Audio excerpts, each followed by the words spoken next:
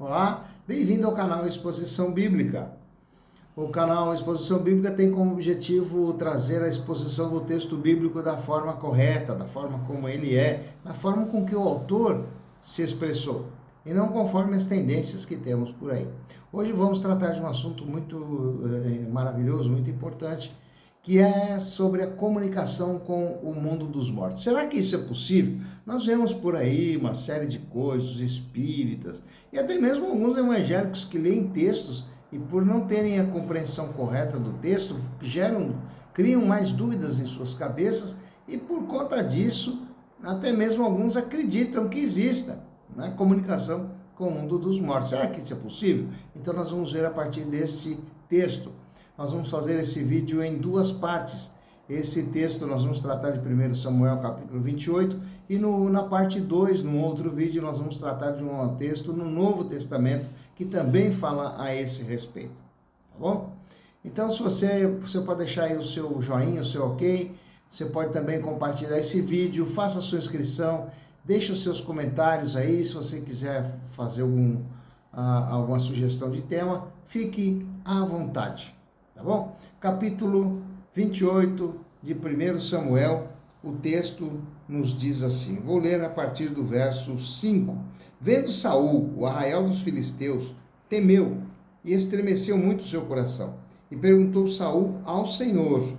Porém o Senhor não lhe respondeu, nem por sonhos, nem por urim, nem por profetas. Então disse Saul aos seus criados, buscai-me uma mulher que tenha o espírito de feitiçaria, para que vá a ela e consulte por ela. E os seus criados lhe disseram, eis que em Endor há uma mulher que tem o espírito de adivinhar.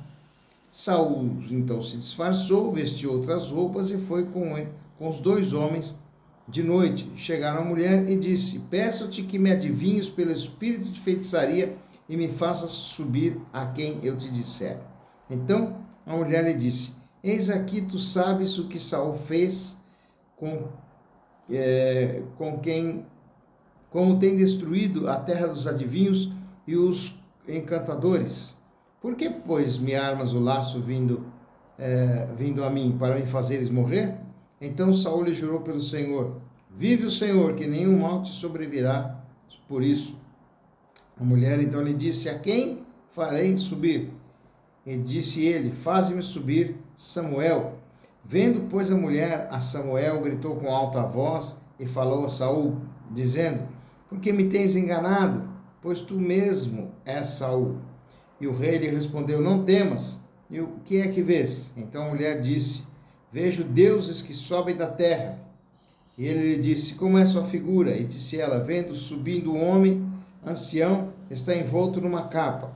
Entendendo Saul que era Samuel, inclinou-se com o rosto em terra e se prostrou. Bom, eu só vou ler até aqui, o texto é um pouco longo, mas o relato da história narra que os filisteus estavam armando uma batalha contra Israel, e Saul, ainda rei, estava muito temeroso. Saul já estava fora da presença de Deus.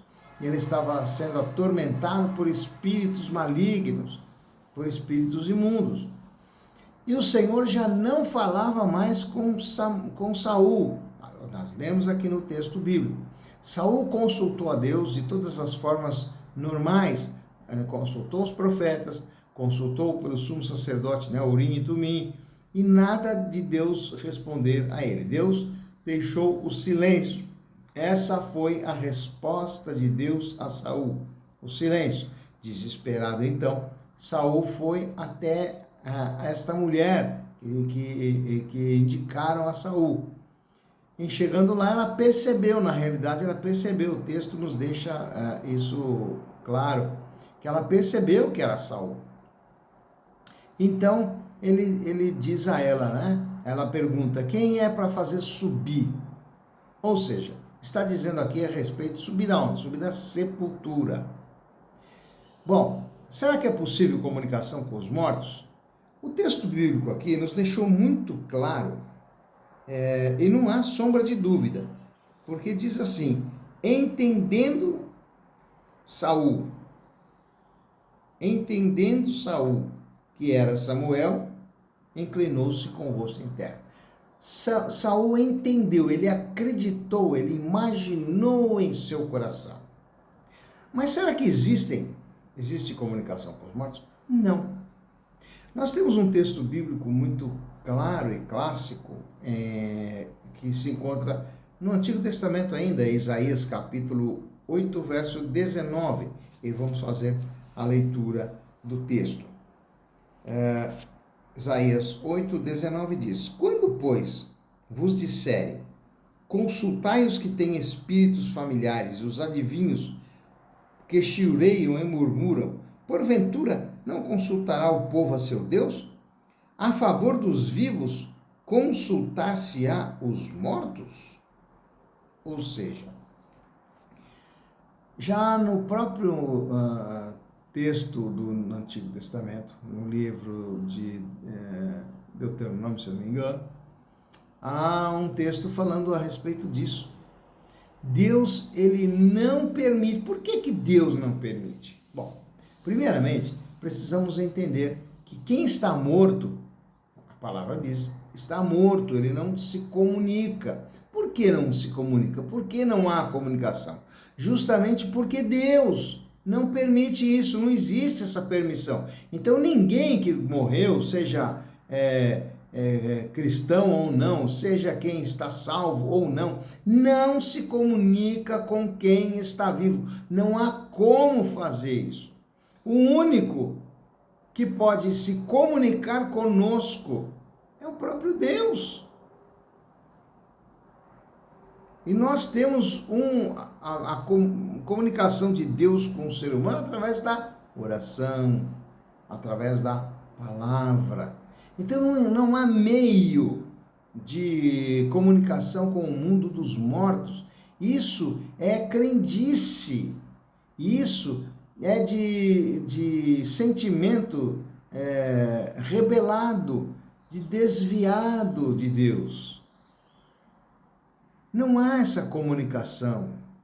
Isso é o desespero humano por conta do pecado.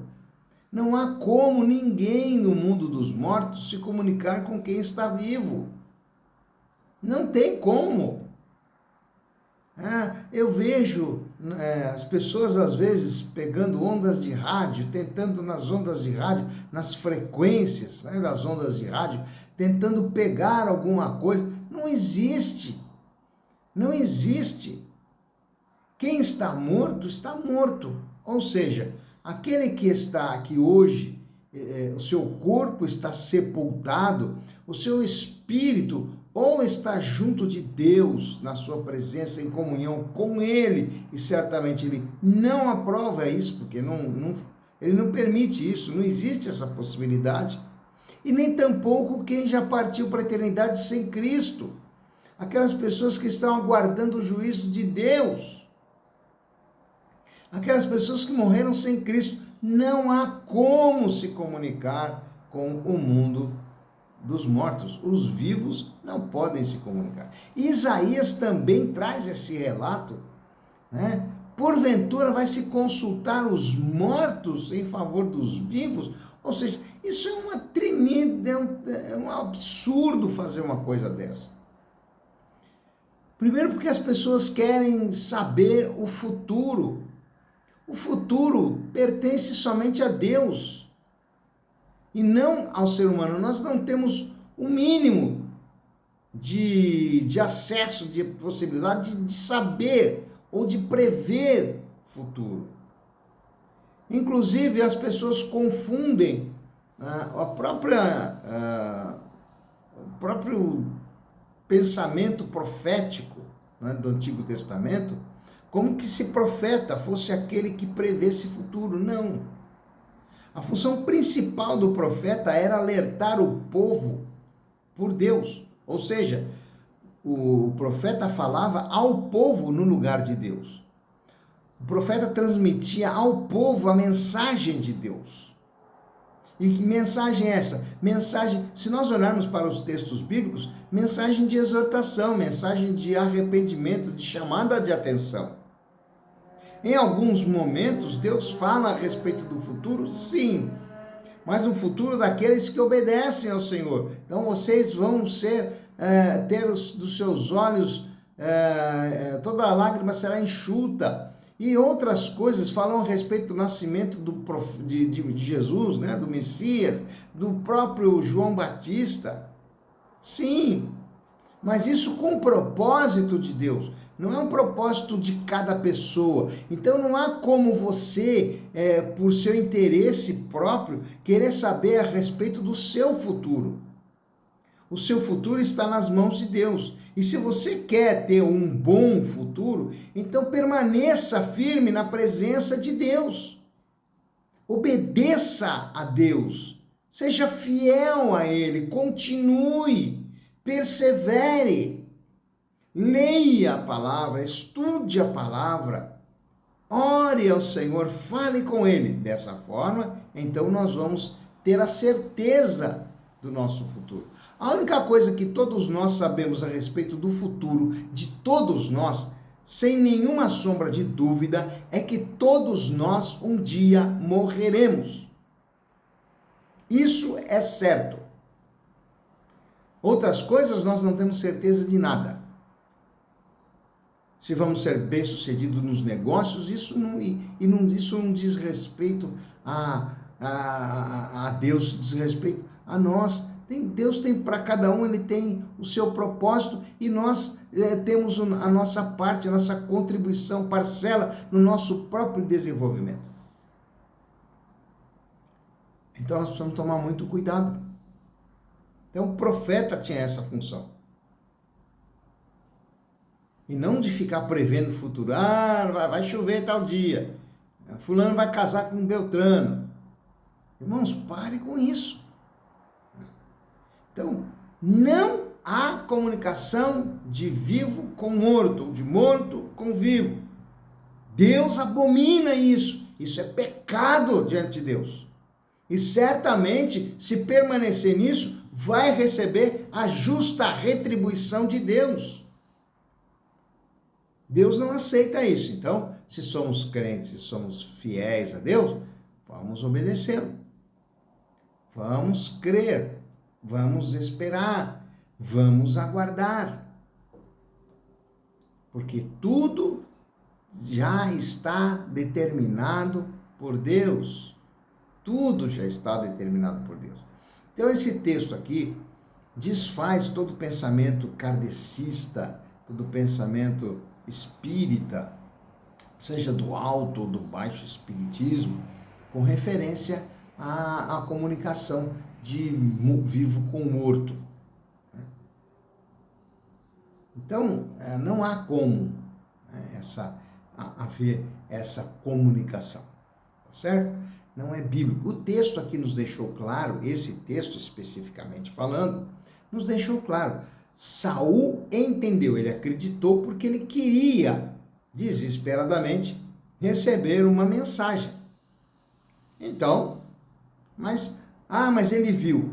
Ele viu, né? Ele viu. E a mulher disse que a mulher também viu. Ela não era uma feiticeira? Podia ver, ela só não viu Samuel.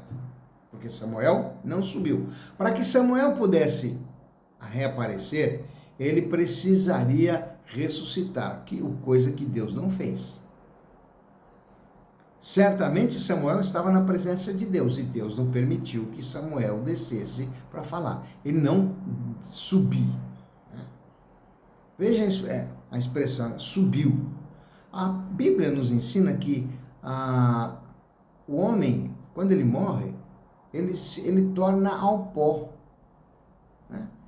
E o próprio texto bíblico lá em Eclesiastes nos fala que o espírito torna, ou seja, retorna, volta a Deus que o deu, ou seja, o espírito quem deu foi Deus. E o espírito do ser humano, ou alma, ela retorna para Deus, na sua origem, seu local de origem. Então Samuel estava lá e certamente Deus não permite isso. Então, o que esta mulher diz que viu, Não foi Samuel. Foi qualquer coisa menos Samuel. Mas o que foi então? Certamente foi uma ação maligna, permitida por Deus, justamente porque Saul estava já envolto, enredado, ele estava enxafurdado no pecado, afastado de Deus. Deus já não estava com ele mais. Estava completamente, o texto bíblico nos disse isso, atormentado. Então, certamente, ele foi mais uma vez atormentado por um espírito, mas não de Deus. Tá certo? Então, aqui o texto não nos fala sobre comunicação de morto com vivo ou de vivo com morto, porque isso não é possível. Talvez você então ainda pergunte, ou até queira escrever no comentário, mas e o texto lá de Lucas, no Evangelho de Lucas, né, a parábola do rico e do Lázaro? Bom, aí então nós vamos fazer um novo vídeo para tratar deste assunto, né, a parte 2 desse mesmo assunto, tá bom? Nós vamos esclarecer esse texto lá de Lucas capítulo 16, quando fala da parábola do rico e do Lázaro, tá bom? Então deixa aí seu comentário, dá o seu joinha aí, tá bom? Compartilha, que até o próximo vídeo, permitindo Deus. Deus te abençoe, que Deus te guarde e até a próxima, permitindo o Senhor.